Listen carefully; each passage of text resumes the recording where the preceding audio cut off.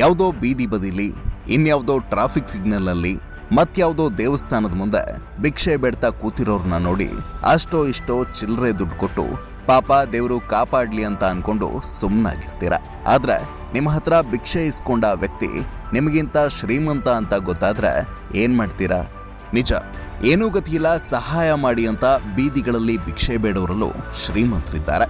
ನಾವಿವತ್ತು ನಿಮಗೆ ಹೇಳೋಕ್ ಹೊರಟಿರೋದು ಜಗತ್ತಿನ ಅತ್ಯಂತ ಶ್ರೀಮಂತ ಭಿಕ್ಷುಕನ ಬಗ್ಗೆ.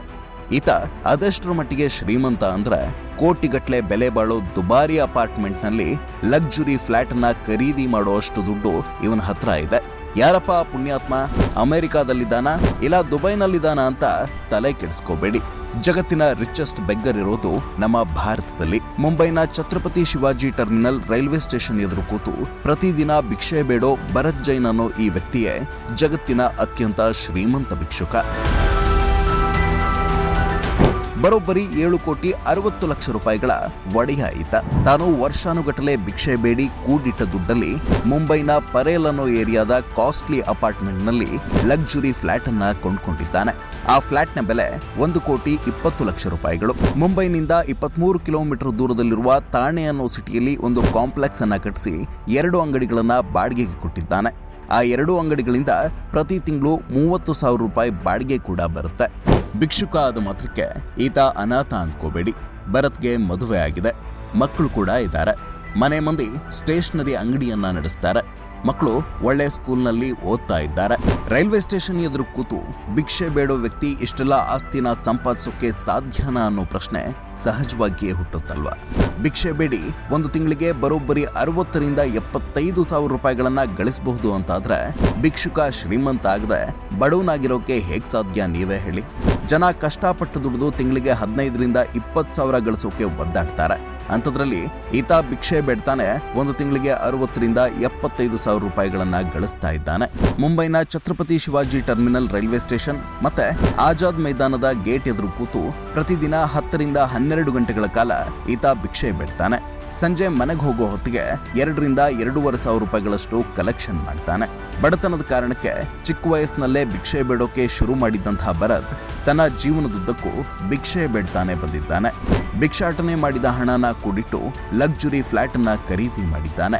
ಅಂಗಡಿಗಳನ್ನ ಕೂಡ ಬಾಡಿಗೆಗೆ ಕೊಟ್ಟಿದ್ದಾನೆ. ಇನ್ನು ಆತನ ಮನೆ ಮಂದಿ ಸ್ಟೇಷನರಿ ಅಂಗಡಿಯನ್ನ ಕೂಡ ನಡೆಸ್ತಾರೆ.